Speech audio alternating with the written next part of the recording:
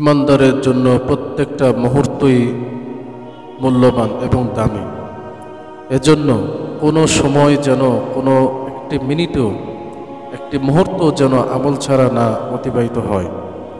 কেননা কিয়ামতের দিন আল্লাহ রাব্বুল আলামিন যখন ইমানদারদেরকে জান্নাত দান করবেন, ওই সময় ইমানদাররা শুধু জান্নাতে গিয়ে একটি আফসোস করবে, হায় পৃথিবীতে থাকা অবস্থায় আমি কেন আরও বেশি আমল করলাম না। যদি আরও বেশি কিছু আমল করতাম তাহলে আজকে জান্নাতে আমার মাকাম আর মর্যাদা আরও অনেক উন্নত হইত। এর জন্য রাসূল করিম সাল্লাল্লাহু আলাইহি ওয়াসাল্লাম উম্মতদেরকে এমন কিছু দোয়া শিখিয়ে দিয়েছেন যে দোয়াগুলো পড়লে আমলনামায় কোটি কোটি গুণ বেশি সওয়াব লেখা হইতেই থাকে।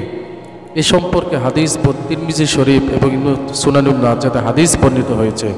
আন ওমর ইবনুল খাত্তাব রাদিয়াল্লাহু তাআলা আনহু قال قال رسول الله صلى الله عليه وسلم من قال في السوق لا إله إلا الله وحده لا شريك له له الملك وله الحمد يحيي ويميت وهو حي لا يموت بيده الخير وهو على كل شيء قدير كتب الله له ألف ألف حسنة ومحى عنه ألف ألف سيئة وبنى له بيتا في الجنة রওয়াহু তিরমিজি ওয়া সুনান ইবনে মাজাহ।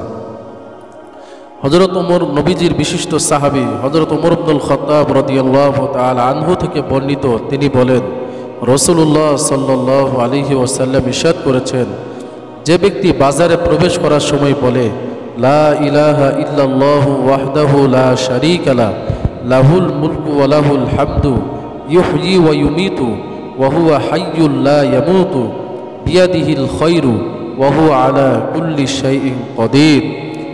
যে ব্যক্তি এই দোয়াটি একবার পড়বে, আল্লাহ রব্বুল আলামিন তার আমলনামায় 10 লক্ষ সওয়াব লিখে দিবেন এবং তার আমলনামা থেকে 10 লক্ষ গুনাহ মাফ করে দিবেন এবং জান্নাতে তার জন্য বিশাল একটি প্রাসাদ নির্মাণ করে দিবেন। তিরমিজি শরীফ হাদিস নম্বর 3429, সুনান ইবনে মাজাহ হাদিস নম্বর 2235।